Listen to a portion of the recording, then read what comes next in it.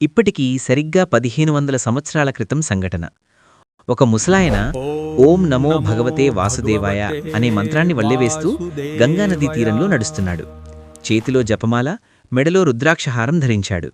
అతను ఈ ఓం నమో భగవతే వాసుదేవాయ అనే మంత్రం చదవడం వలన ఆ తరంగాలు కలికృషుణ్ణి తాకాయి.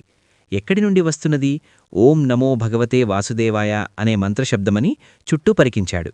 గంగానదీ తీరంలో ఒక బక్కచిక్కిన ముసలి ఓం నమో భగవతే వాసుదేవాయ అనే నామాన్ని జపించడం చూసి ఆ మంత్రజపాన్ని ఆపాలని ఆ ముసలివాడి దగ్గరికి వెళ్లి పట్టుకోబోయాడు.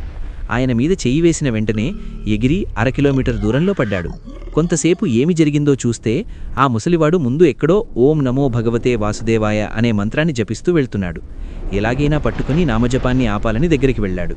పట్టుకోబోతే ఈసారి యోజనం దూరంలో పడ్డాడు. ఆ దెబ్బకి కలిపురుషుడు గజగజా వణికిపోయాడు. చూస్తే బక్కచిక్కి ఉన్నాడు. గట్టిగా గాలి వీస్తే ఎగిరిపోయేలా ఉన్నాడు. కానీ పట్టుకుందామంటే నేనెక్కడో పడుతున్నాను. ఒకవేళ నా శక్తి సన్నగిల్లిందా? కలియుగం ఆరంభంలో కృష్ణుడి వలన నా రాక ఆలస్యమైంది. ఇదేమైనా శ్రీకృష్ణుడి మాయా ప్రభావమా? అసలింతకీ ఆ ముసలివాడెవడు? శివుడా, విష్ణువా అనుకుంటూ ఉండగా అటుగా వెళుతున్న వేదవ్యాసుడు కనిపించాడు. కలి వెంటనే వ్యాసుడి దగ్గరికి వెళ్ళి, మహానుభావ, సమయానికి వచ్చావు. నా సందేహాన్ని నివృత్తి చేయండి. వ్యాసుడు నవ్వి, ఇది నీ రాజ్యం, ఈ కలికాలం నీది.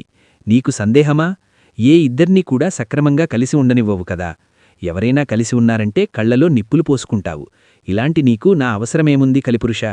ఇంతకీ నువ్వు కుశలమే కదా అన్నాడు వ్యాసుడు. కుశలమే. నా రాజ్యంలో నేను కాక నువ్వు పాలించవు కదా.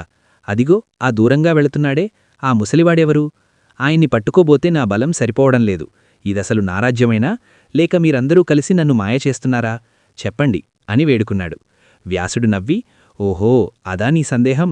ఆయన పరమ విష్ణుభక్తుడు. ఆయన జపించే నామం వలన విష్ణుశక్తి ఉత్పన్నమై నిన్ను దగ్గరికి రానివ్వదు. పట్టుకోవాలని ప్రయత్నించావా? విష్ణువు నిన్ను నాశనం చేసి కలియుగాన్నే లేకుండా చేస్తాడు.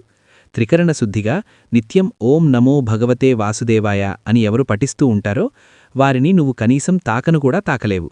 కనుక ఓం నమో భగవతే వాసుదేవాయ అనే మంత్రాన్ని ప్రజలు పట్టుకునేలోపే నువ్వు పట్టుకో. లేదంటే నీ రాజ్యంలో నువ్వు ఉండలేవు అని చెప్పు వెళ్ళిపోయాడు.